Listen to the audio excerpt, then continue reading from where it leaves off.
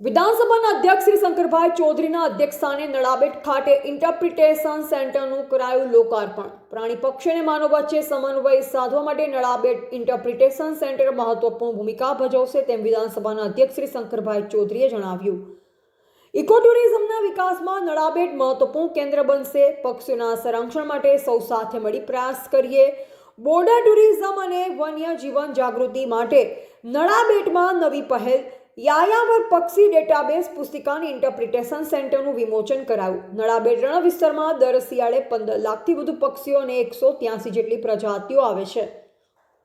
વિધાનસભાના અધ્યક્ષ શ્રી શંકરભાઈ ચૌધરીના અધ્યક્ષસ્થાને તથા રાજ્યના વન અને પર્યાવરણ વાહન વ્યવહાર અને ક્લાઇમેટ ચેન્જ રાજ્યમંત્રી શ્રી પ્રવીણભાઈ માળી તથા ખાદી કુટીર અને ગ્રામોદ્યોગ રાજ્યમંત્રી શ્રી સ્વરૂપજી ઠાકોરની ગરિમામય ઉપસ્થિતિમાં વાવ થરાદ જિલ્લાના નળાબેટ ખાતે તૈયાર કરવામાં આવેલ ઇન્ટરપ્રિટેશન સેન્ટરનું લોકાર્પણ કરવામાં આવ્યું હતું। મહાનુભાવોના હસ્તે યાયાવર પક્ષીઓની ડેટાબેઝ પુસ્તિકાનું વિમોચન કરાયું। આ પ્રસંગે વિધાનસભા અધ્યક્ષ શ્રી શંકરભાઈ ચૌધરીએ જણાવ્યું કે પ્રકૃતિના સિદ્ધાંતોને અનુરૂપ આપણે આગળ વધવું જોઈએ। પ્રકૃતિ પાસેથી મળેલી તમામ સુવિધા અને સંસાધનો પાછા પ્રકૃતિને આપવા તે આપણી ફરજ છે। વિકાસની સાથે પ્રકૃતિની અમૂલ્ય ધરોહર જાળવવી અત્યંત જરૂરી છે। નળાબેટને રાજ્ય સરકાર, કેન્દ્ર સરકાર અને વન વિભાગના સક્રિય સહયોગથી બોર્ડર ટુરિઝમ સેન્ટર તરીકે વિકસાવવામાં આવી રહ્યું છે, જેથી પ્રવાસીઓને પ્રકૃતિ, વન્યજીવન અને સ્થાનિક સંસ્કૃતિ વિશે શિક્ષણ અને જાગૃતિ મળી રહેશે। અધ્યક્ષ શ્રી શંકરભાઈ ચૌધરીએ જણાવ્યું કે નળાબેટ પર્યટન સ્થળ તરીકે વિકસિત થયું છે। આજે અહીં લાખોની સંખ્યામાં પ્રવાસીઓ આવે છે, જેનાથી સ્થાનિક યુવાઓ માટે રોજગારી, તાલીમ અને કૌશલ્ય વિકાસની નવી તકો ઊભી થઈ રહી છે। સરકારની યોજના અને સુવ્યવસ્થિત કામગીરી દ્વારા નળાબેટને સમગ્ર રાજ્ય અને દેશ માટે ઇકો ટુરિઝમમાં એક આગવું અને પ્રેરણાદાયક કેન્દ્ર બનાવવું ધ્યેય છે। પ્રકૃતિ સાથે સંતુલિત વિકાસ કરી સ્થાનિક આર્થિક વિકાસ અને પર્યાવરણ સંરક્ષણ બંનેમાં સમન્વય સાધવું આપણું મુખ્ય લક્ષ્ય છે। રાજ્ય કક્ષાના મંત્રી શ્રી પ્રવીણભાઈ માળીએ જણાવ્યું કે વિધાનસભાના અધ્યક્ષ શ્રી શંકરભાઈ ચૌધરીની કલ્પનાથી નળાબેટને બોર્ડર ટુરિઝમ તરીકે વિકસાવવાની શરૂઆત થઈ છે। દર વર્ષે મોટી સંખ્યામાં પ્રવાસીઓ અહીં આવે છે, જે કારણે સ્થાનિકોને રોજગાર મળે છે। પ્રાણી, પશુ અને પંખી પ્રત્યે સંવેદનશીલતા વિકસે તે હેતુથી રાજ્ય સરકાર અને વન વિભાગ દ્વારા ઇન્ટરપ્રિટેશન સેન્ટર વિકસાવવામાં આવ્યું છે। નળાબેટ ખાતે દર વર્ષે 183થી વધુ યાયાવર પક્ષી પ્રજાતિઓનું આવાગમન થાય છે। અહીં ભારતમાં ઘુડખર માટેનું એકમાત્ર અભયારણ્ય આવેલ છે, જેને જોવા માટે દેશ વિદેશી પ્રવાસીઓ આવે છે। પ્રાણી અને માનવ વચ્ચેના સમન્વય માટે જનજાગૃતિ ઊભી કરવા ઇન્ટરપ્રિટેશન સેન્ટર મહત્વપૂર્ણ ભૂમિકા ભજવશે।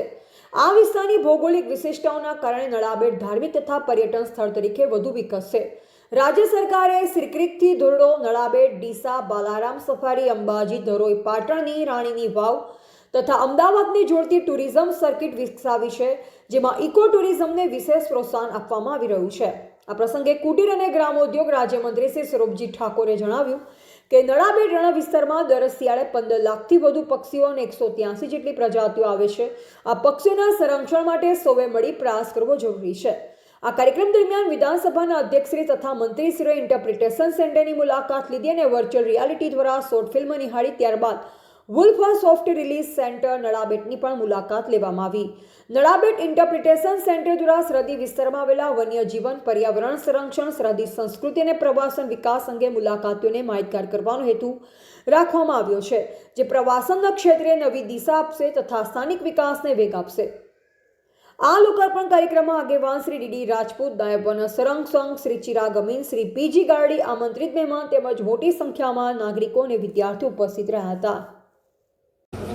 ફોરેસ્ટ વિભાગ દ્વારા ઇન્ટરપ્રિટેશન સેન્ટરનું લોકાર્પણ કરવામાં આવ્યું છે, જે યાયાવર પક્ષીઓ છે, જે વિદેશની ધરતી ઉપરથી અહીંયા આવીને જે નેસ્ટિંગ કરે છે, એવા તમામ પક્ષીઓ માટે અહીંની જે પ્રજાતિ છે, એ ચાહે ઘુડખર હોય કે ચાહે સુરખાબ હોય, પેલિકન, આવા અનેક જાતના પક્ષીઓ અને પ્રાણીઓ જે વસે છે, આના માટેનું એક નિદર્શન કરતું કેન્દ્રનું લોકાર્પણ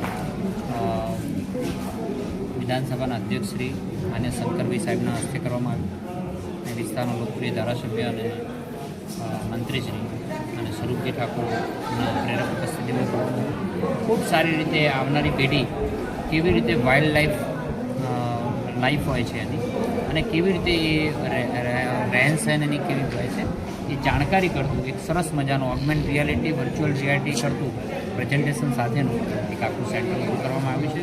હું ફોરેસ્ટના વિભાગને હૃદયપૂર્વક અભિનંદન આપું છું કે આ પ્રકારનું આ વિસ્તારમાં નડાબેટમાં આ પ્રકારે ઇન્ટરપ્રિટેશન સેન્ટર એ આવનારા લોકો માટે ખૂબ ઉપયોગી સાબિત થયું છે.